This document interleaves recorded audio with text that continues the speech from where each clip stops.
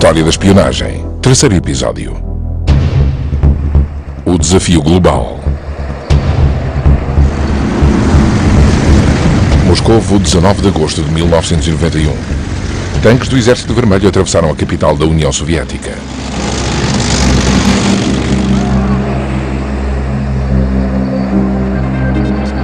Um grupo de comunistas da linha dura, entre eles Khrushchev, o chefe do serviço secreto, tinha montado um golpe contra o presidente Mikhail Gorbachev e a sua política reformista. Boris Yeltsin, o primeiro presidente russo eleito livremente, instou o povo a resistir. O golpe fracassou e Yeltsin derrotou os comunistas da linha dura. O sistema soviético desmoronou-se. Em 25 de dezembro de 1991, Mikhail Gorbachev demitiu-se e a União Soviética ficou nas mãos da história.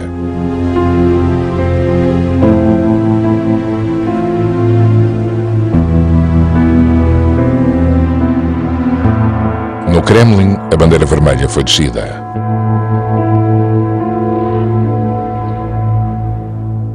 Durante a Guerra Fria, os conflitos baseavam-se nas ideologias, fossem elas comunistas, capitalistas ou do Terceiro Mundo. O âmago dos conflitos era muito ideológico e cada lado estava bem demarcado. Preto ou branco, bom ou mau, consoante as origens e as convicções de cada um.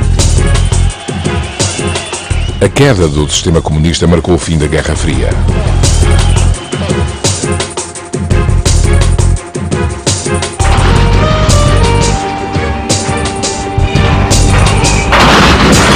Os armamentos que já não eram necessários foram destruídos. Porém, o que significou o fim da Guerra Fria para os serviços secretos, para os espiões, quer no leste, quer no ocidente? Que utilidade tinham estes na nova ordem das coisas? Foi um ajustamento enorme. E no meio do júbilo, com a queda dos nossos adversários, os políticos disseram: agora que o perigo passou, podemos reduzir os efetivos do Serviço Federal de Espionagem. O que teria acontecido se tivessem desmantelado o Serviço Federal de Espionagem? Não teríamos uma base de informações. O trabalho do SFE era não só lidar com o Malévolo Leste, mas também com o mundo inteiro. O capitalismo tinha vencido. O mundo era agora governado pelo dinheiro. A globalização caracterizava a nova ordem económica. Em todos os mercados a concorrência era impiedosa e só os mais aptos sobreviviam. A pesquisa e o desenvolvimento são dispendiosos. Muitas vezes a espionagem é mais barata e há um mercado muito grande para os peritos estrangeiros e para os bons agentes.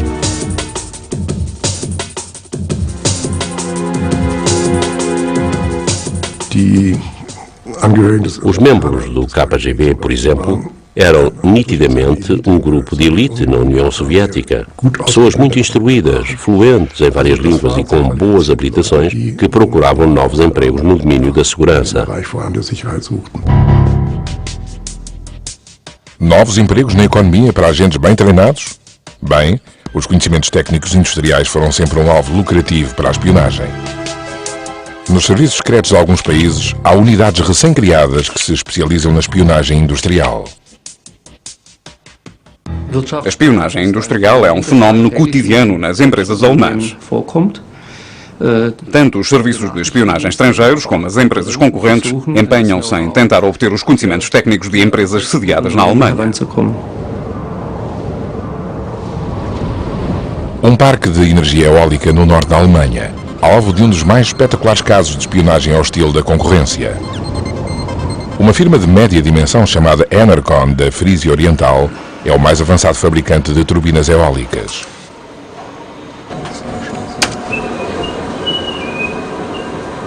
Em 1994, a Enercon tencionava exportar as suas turbinas eólicas para o Texas e conseguir assim firmar-se no mercado americano. Porém, em vez de receber uma encomenda no valor de milhões, a administração da Enercon recebeu uma carta da Califórnia e outra do Departamento de Comércio dos Estados Unidos. Ambas acusavam a firma alemã de infringir direitos de patente.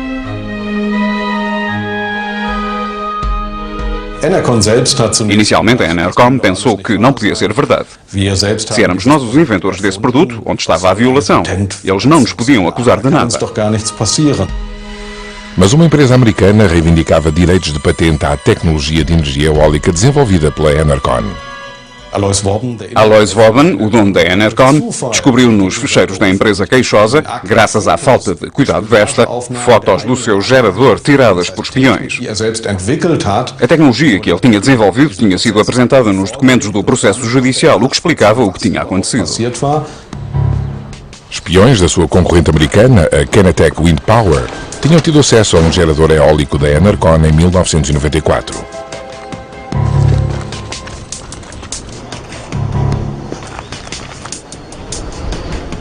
Tinham fotografado todos os pormenores que lhes interessavam. Tecnologicamente, a turbina eólica E40 era vários anos mais avançada do que as da concorrência. O gerador era um êxito de vendas. A Enercon já tinha vendido mais de 1.650 unidades. Graças às fotografias dos espiões, foi possível reproduzir e patentear a turbina eólica nos Estados Unidos. Assim, juridicamente falando, a empresa americana detinha os direitos desta tecnologia, um amargo golpe para a firma alemã. Disto resultou que a empresa alemã Enercon perdeu o acesso ao mercado americano durante 10 anos. Não pôde admitir as 100 pessoas adicionais que tinha planeado e perdeu muito dinheiro. Mas nem sempre se trata de desvio de tecnologia, por assim dizer. Com o apoio do ex-chanceler federal Gerhard Schröder, o consórcio Transrapid vendeu seu comboio de alta velocidade à China.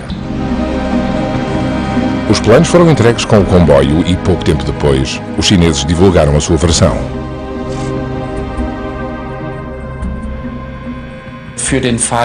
No caso Transrapid, tratava-se de decidir entre interesses económicos e o risco de fuga de conhecimentos técnicos. Tomou-se a decisão. Não adianta queixarmos-nos se daí resultar uma fuga de conhecimentos técnicos.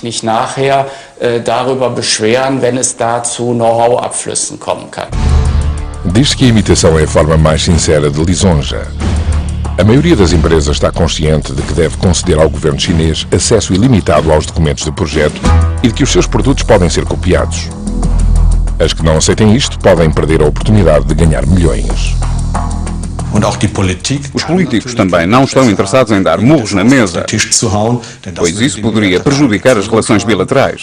E visto que se quer negociar com um país como a China, não se diz nada. A mudança de rumo da economia chinesa, introduzida por Deng Xiaoping em 1992, fez aumentar muito o crescimento.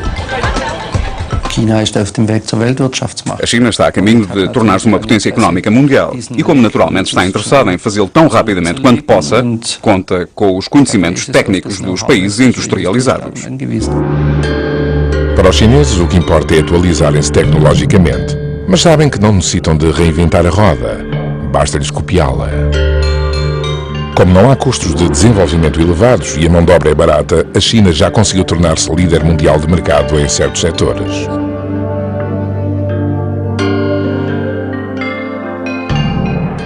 Para o lado chinês, não há sensação de agir mal ao copiar tecnologia quando se trata de ganhar vantagem nacional e de criar emprego.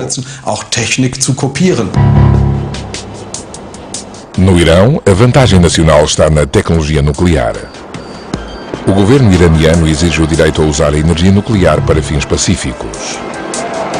O Ocidente receia que o verdadeiro objetivo sejam as armas nucleares. O Irão já possui um míssil de médio alcance, o Shahab-3, que pode levar ogivas, inclusive bombas nucleares, até mais de 2.000 quilómetros de distância.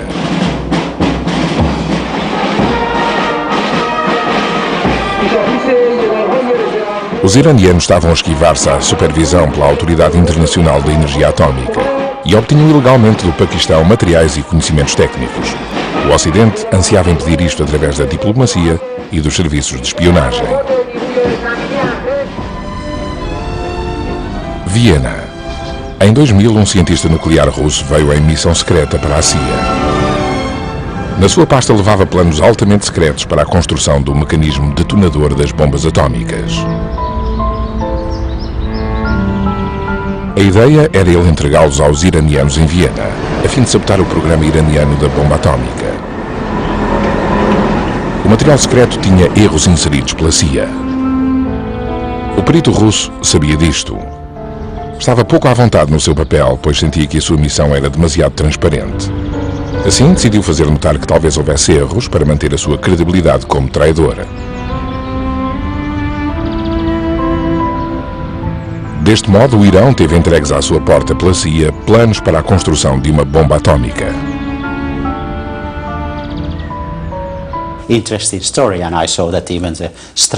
Uma história muito interessante. Eu reparei que a morada onde ele tinha deixado o pacote estava correta, mas se é verdade ou não, nunca vimos nada assim.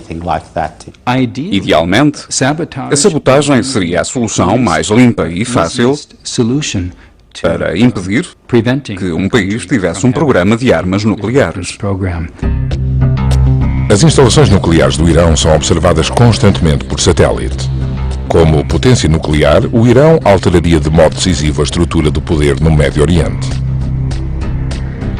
A Mossad, o serviço de espionagem israelita em particular, não permitiria que um regime islâmico radical tivesse armas nucleares. Estou certo de que há já alguns anos foram colhidas informações suficientes para concretizar programas militares eficazes.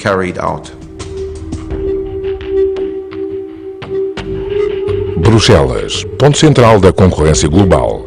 Como aqui se tomam decisões económicas importantes, é um alvo lucrativo para os espiões.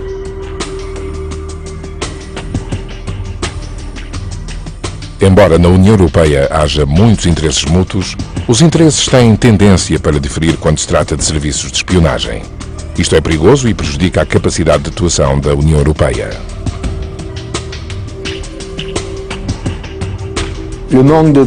A falta de cooperação entre os serviços de espionagem europeus cria problemas consideráveis no domínio económico. Trabalham juntos no combate ao terrorismo e ao crime organizado, assim como na transferência de tecnologia nuclear, mas não na esfera económica, em que atuam somente no seu interesse nacional. Colocação de escutas não foi problema em Bruxelas, como ficou evidente num escândalo de escutas em 2002. Nas salas de conferências do edifício do Conselho da Europa, o local de negociações entre os chefes de Estado e de Governo dos países membros, especialistas descobriram microfones escondidos. Não sabemos se a colocação de escutas de 2002 foi a última ou a última a ser descoberta. A União Europeia sabe, pelo menos desde o fim da década de 90, que é alvo de muita espionagem, também por aliados. No que toca às nossas relações com a América, os políticos europeus estiveram sempre sob a ilusão de que são amistosas. Porém, se olharmos com mais atenção, depressa percebemos que desde o fim da Guerra Fria, que os grandes cérebros conservadores dos Estados Unidos criaram outra política, com o objetivo de consolidar o domínio americano no século XXI. Não são só os americanos quem coloca escutas. Os franceses, os britânicos e os russos também o fazem na União Europeia. Mas é muito difícil prová-lo. Há um sistema de escuta que existe oficialmente, uma relíquia da Segunda Guerra Mundial. Tem o nome de Echelon. Usado para escutar o inimigo na Guerra Fria, atualmente é o maior sistema de recolha de dados do mundo.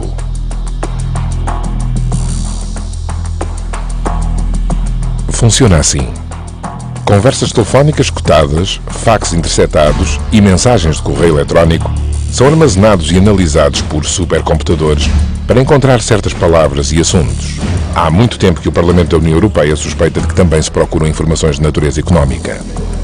O Echelon era um instrumento técnico clássico de espionagem política do Ocidente contra o Leste. Porque não foi encerrado. Bem, os países que usam o Echelon são os Estados Unidos, a Grã-Bretanha, a Nova Zelândia, o Canadá e a Austrália. Obtêm eletronicamente informações em todo o mundo através deste sistema e exploram-nas para fazer espionagem industrial. A espionagem económica e comercial é algo que os Estados Unidos não fazem.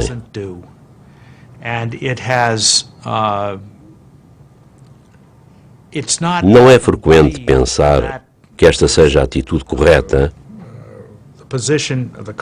quando os Estados Unidos dizem que não fazem espionagem económica. Raramente se acredita neles. Os americanos reconhecem que escutam quando suspeitam de corrupção. É este o seu pretexto. Uma visita de Estado do presidente Mitterrand à Arábia Saudita. Os franceses estavam interessados em negócios lucrativos no mercado dominado havia muito tempo pelos Estados Unidos. Mas os americanos conseguiram impedir isso. Escutaram as conversas sobre os contratos em que se tinha falado de subornos. O acordo caiu por terra e os americanos conseguiram a encomenda.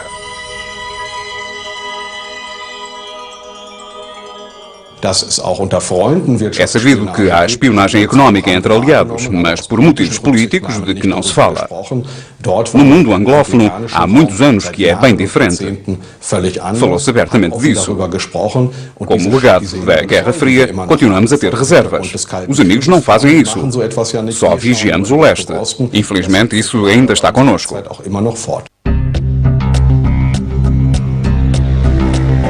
O maior posto de recolha de informações secretas do Ashland fica em Manwith Hill, na Grã-Bretanha. Estas enormes bolas de golfe podem servir para escutar e analisar chamadas telefónicas, faxes, correio eletrónico, toda a gama de tráfego da internet, quantidades incríveis de dados. As informações são pesquisadas em busca de certas palavras e vozes. E embora se afirme que esta pesquisa busca apenas por palavras relacionadas com terrorismo, tais como Al-Qaeda, pode muito bem procurar turbina eólica ou Transrapid. Diz-se que o sistema dispõe de mais de 120 postos terrestres e de satélite em todo o mundo e cobre 90% do tráfego da internet. As informações são avaliadas pela Agência de Segurança Nacional da América. Com os seus 38 mil empregados oficiais, a ASN é o maior serviço de espionagem do mundo. É aqui, na sede da ASN, em Fort Meade, que todos os dados são colhidos e analisados.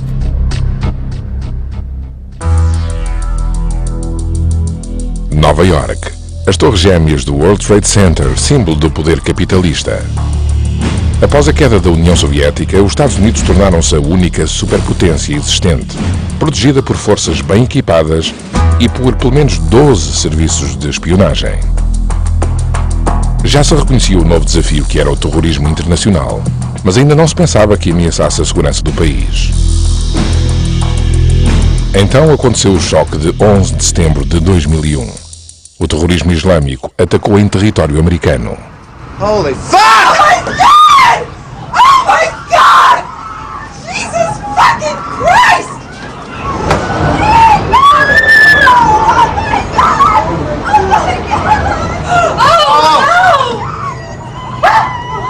Penso que os serviços de espionagem americanos não levavam muito a sério a ameaça do terrorismo islâmico.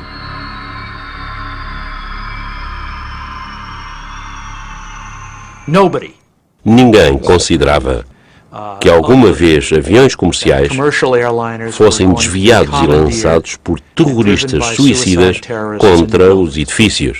Um dos maiores fracassos, se quisermos, foi o de as nossas chefias não terem atuado mais agressivamente contra um novo tipo de ameaça.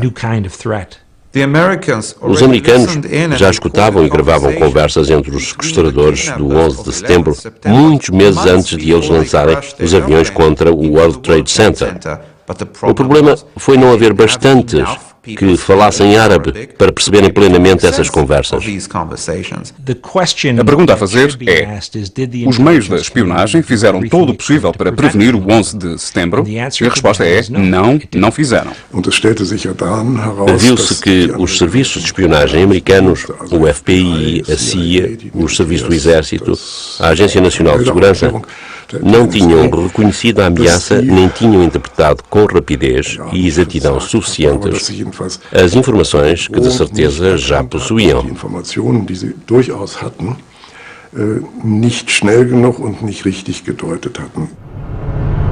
Aeroporto de Portland. Os sequestradores passam pelas verificações de segurança, 3 horas antes do ataque ao World Trade Center, e as informações sobre a célula terrorista de Hamburgo, fornecidas por um agente da CIA, não foram avaliadas na sede da CIA, em Langley.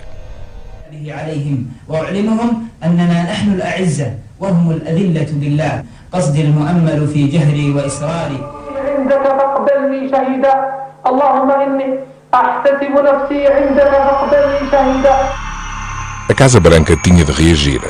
3 dias depois do ataque terrorista, o presidente Bush declarou guerra ao terrorismo internacional no Congresso. How will we fight and win this war? We will direct every resource at our command, every means of diplomacy, every tool of intelligence, every instrument of law enforcement, every financial influence, and every necessary weapon of war, to the disruption and to the defeat of the global terror network.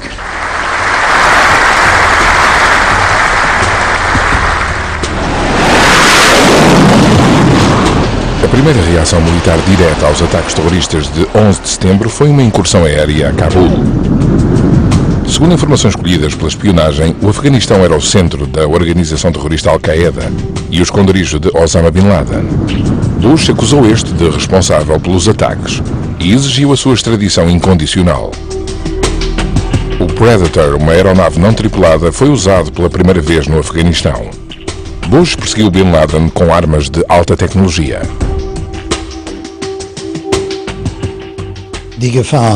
Sem dúvida que há o risco de os serviços de espionagem se tornarem cada vez mais instrumentos do exército. Nos Estados Unidos, por exemplo, o Pentágono controla 80% do orçamento de todos os serviços de espionagem. Em 25 de outubro de 2001, com a lei federal chamada Lei Patriótica, o Congresso conferiu ao Presidente poderes para unir e reforçar a América com meios adequados para interceptar e impedir o terrorismo. Poderes esses que abrangem a esfera nacional. Esta lei implicava grandes restrições aos direitos civis.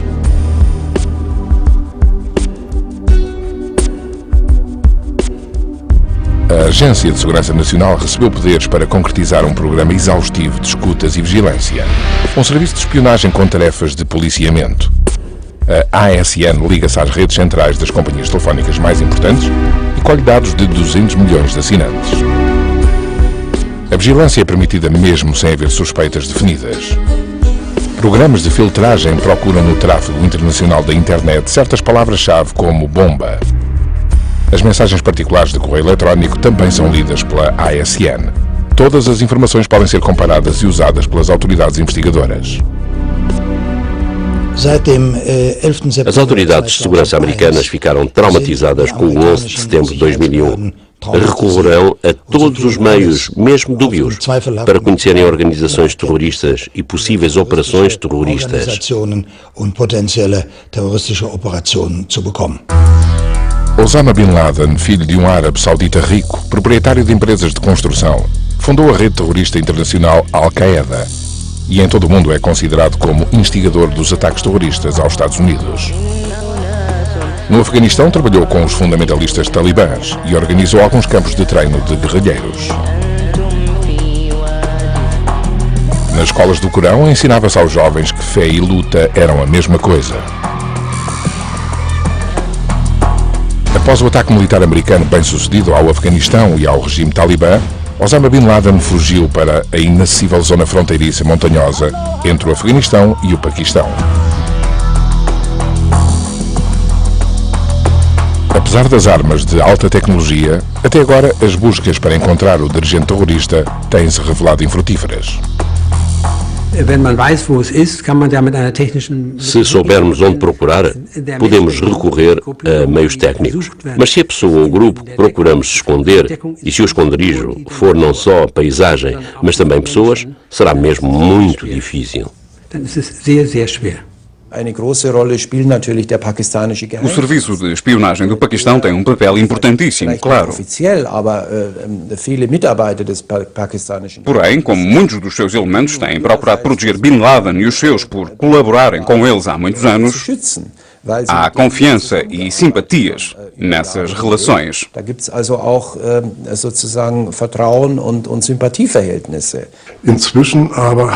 Entretanto, o fenómeno do terrorismo tornou-se tão independente que a importância de Osama Bin Laden está mais na sua esfera intelectual do que no rumo das operações. A partir da sensação que o mundo árabe tinha de estar subordinado e ameaçado pelo Ocidente, Osama Bin Laden soube criar uma estratégia de demonstração de poder. Ele tornou-se o símbolo da luta contra os infiéis.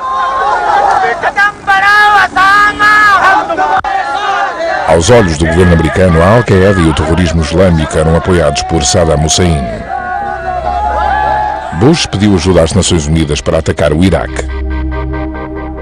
O secretário de Estado, Colin Powell, apresentou ao Conselho de Segurança das Nações Unidas o que foi descrito como informações secretas confirmadas sobre a existência de armas de destruição maciça no Iraque.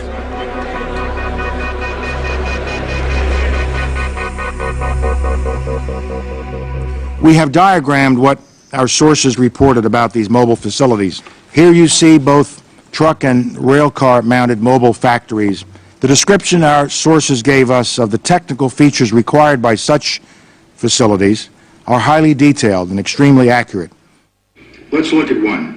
This one. Atualmente sabemos que não havia armas de destruição maciça no Iraque, nem apoio do regime iraquiano à Al-Qaeda. Eu chefiava a equipa encarregada de analisar todas as informações secretas colhidas pelos Estados Unidos acerca de ligações de Saddam Hussein com a Al-Qaeda.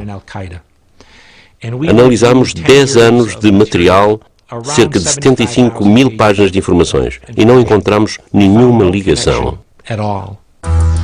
Saddam Hussein acreditava estar rodeado de agentes da CIA, que, claro, sabiam que ele não tinha nem armas de destruição, nem ligações à Al-Qaeda. Porém, a verdade é que não havia agentes da CIA em Bagdade. No fim de março de 2003, os americanos e os seus aliados, a coligação dos voluntários, atacaram o Iraque. A invasão por tropas americanas e britânicas foi acompanhada de bombardeamentos aéreos maciços, sobretudo da sede do governo, Bagdade. A resistência das forças iraquianas findou apenas um mês depois, e os vencedores ocuparam a cidade.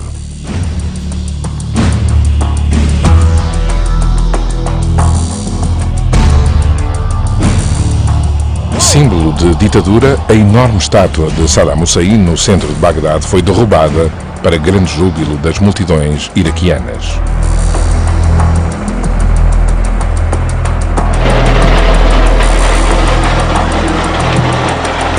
Falando a bordo de um porta-aviões, o comandante em chefe das forças aliadas, o presidente George W. Bush, declarou a missão cumprida e o Iraque livre. Major combat operations in Iraq have ended. In the Battle of Iraq, the United States and our allies have prevailed.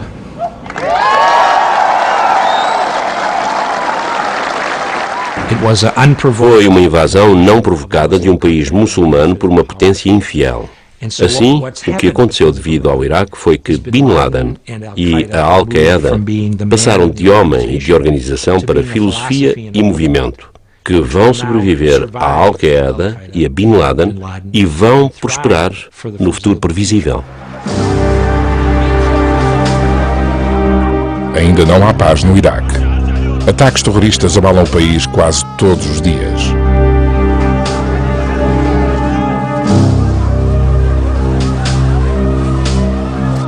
Em vez de liberdade e democracia, há anarquia e terror.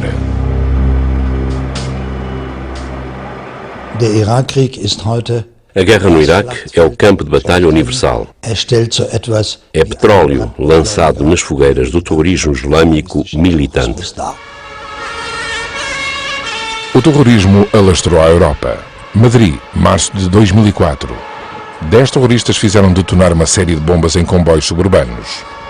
Houve 191 mortos. O rasto conduziu à Al-Qaeda. A Espanha, tal como a Grã-Bretanha, era um dos países da coligação.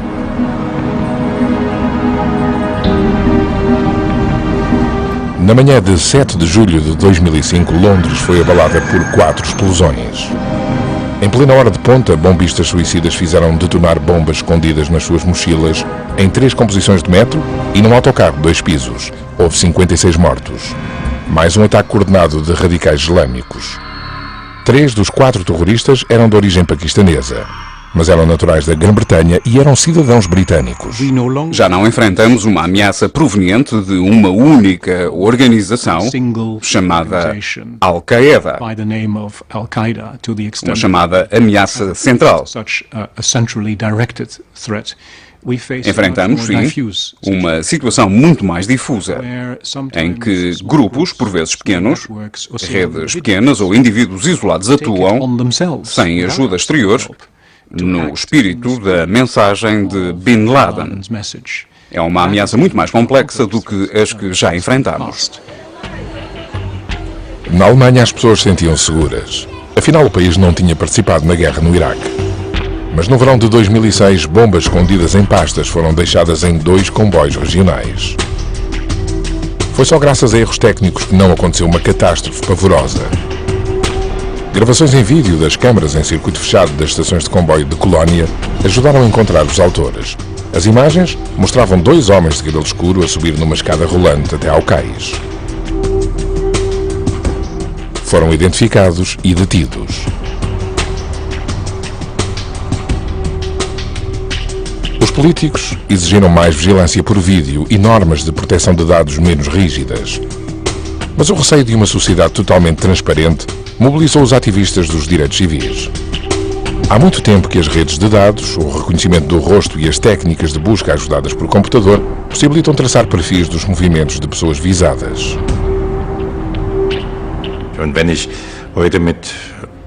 Ex-alemão oriental e vejo o que se passa neste domínio na República Federal com as câmaras de vigilância. Nunca houve tantas. Isso não pode justificar-se unicamente com o combate ao terrorismo.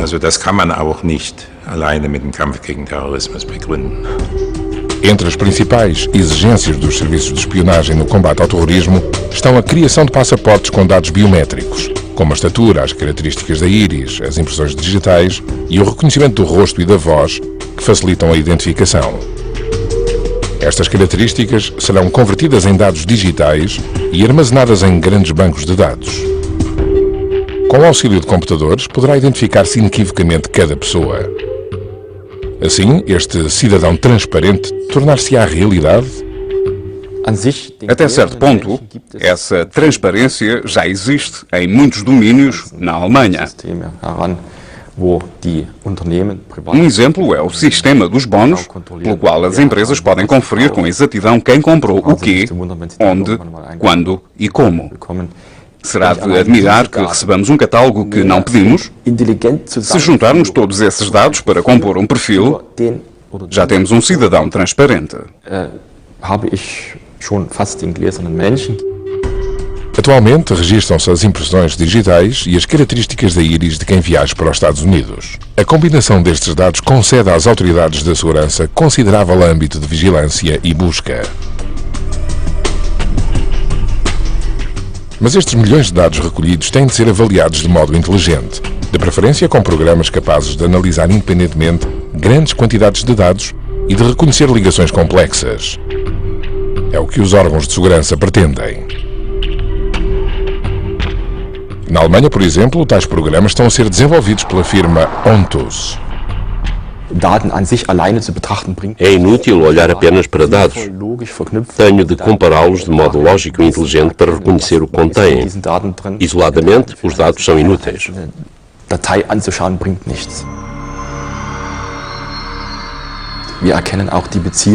Procuramos as relações entre certos elementos. Por exemplo, a relação entre 2 pessoas ou 2 empresas, entre uma pessoa e uma empresa, e assim por diante. Não podemos perceber essas relações a partir de um documento isolado. Necessitamos de dados em massa para reconhecermos as informações que contêm. Os dados em massa, um caudal de informações, estão interligados.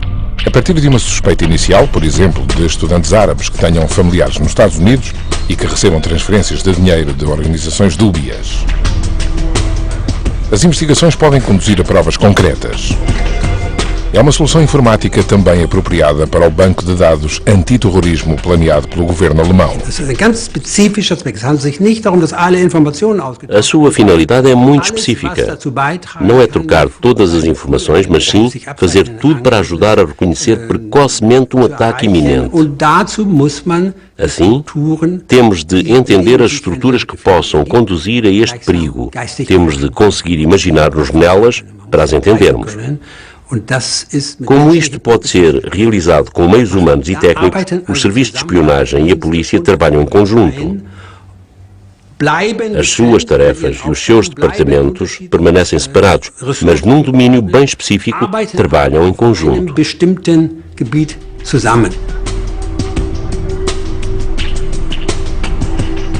Mesmo assim, só por si, a vigilância por vídeo, a vigilância por computador e as redes de dados não são suficientes.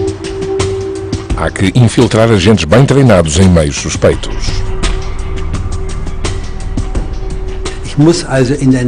Preciso de agentes no ambiente das células terroristas, que falem a mesma linguagem, que tenham o mesmo aspecto e que vivam do mesmo modo.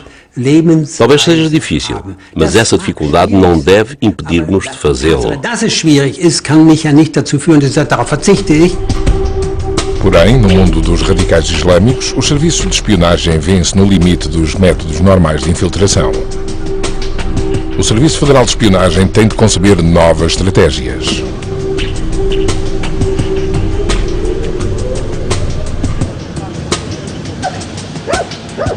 Das Gewinnen von Quellen in terroristischen Strukturen. É dificílimo adquirir fontes de informação em estruturas terroristas, pois com dinheiro não se consegue nada.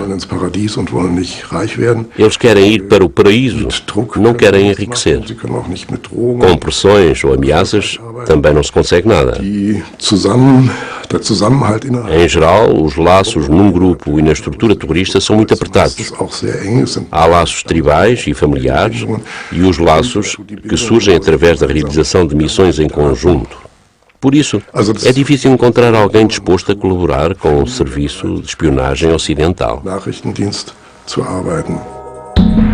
O que os serviços secretos americanos fazem é aprovado por leis especiais.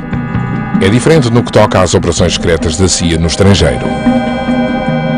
A investigação aos voos da CIA pelo Conselho da Europa revelou que mais de 100 pessoas, sequestradas por se suspeitar que fossem terroristas, foram transportadas ilegalmente através da Europa e levadas para prisões em países onde a tortura é permitida. As organizações de direitos humanos continuam a referir voos que não constam dos registros oficiais. Esse avião saiu da base aérea de Bagram, no Afeganistão, onde sabíamos com toda a certeza que detidos estavam a ser libertados. O avião foi até um aeroporto civil remoto, no nordeste da Polónia. Daí seguiu para um aeroporto militar da Roménia. Daí seguiu para Marrocos. E por fim foi para Guantánamo. Portanto, nitidamente era um avião com prisioneiros. E a sua rota, de certo, não era direta, nem era ditada pelo reabastecimento. Está-se a levar e a entregar prisioneiros. A partir de 2002, homens suspeitos de pertencer à Al-Qaeda foram levados para o campo prisional de Guantánamo, onde lhes foram negados os direitos civis e os direitos de prisioneiros de guerra. Os voos da CIA são uma violação nítida dos direitos humanos. Não podem ter a nossa aprovação.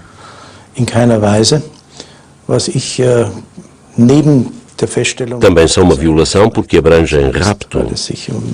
E o que também me incomoda é o modo descarado como isso está a acontecer em território europeu. As normas do direito internacional estão a ser ignoradas e, sobretudo, os direitos humanos estão a ser violados. Consegue-se seguir e apanhar pessoas suspeitas de terrorismo, mas muitas vezes seguir-lhes o rastro implica despender muito dinheiro em recompensas. O superterrorista jordano Musab al-Zarqawi chefiava a rede Al-Qaeda no Iraque. Este sunita da linha dura era o primeiro da lista dos extremistas procurados pelos serviços de espionagem dos Estados Unidos e dos seus aliados, com a cabeça a prémio em 25 milhões de dólares. Dem jordanischen Geheimdienst ist es durch eine präzise Analyse Analisando com precisão a paisagem num vídeo, o Serviço de Espionagem jordano conseguiu localizar Sarkawi com mais ou menos certeza. festzustellen. As you observe the target here, there was a flight of 2 F-16s from the United States Air Force. They have now been told where the target is. They have identified it. The lead aircraft is going to engage it here momentarily with a 500-pound bomb on the target.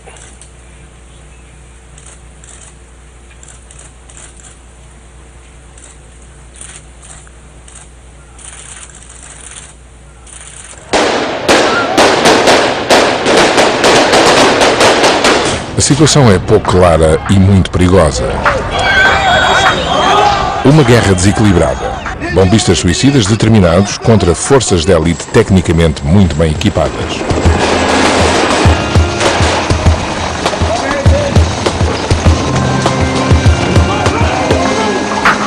Os peritos em espionagem avisam que se confia demasiado na nova tecnologia. O que é decisivo é a fonte humana, o único modo de obter informações concretas. Infelizmente tem sido um tanto relegada para segundo plano. Ficámos tão fascinados com as possibilidades da tecnologia que nos perguntámos para que necessitávamos das pessoas, que só se arriscam no que faziam. Porém, tenho de dizer muito claramente que as pessoas são vitais. Em última análise, o que queremos saber é o que motiva as pessoas, o que as move, como pensam, e isto requer um elemento humano.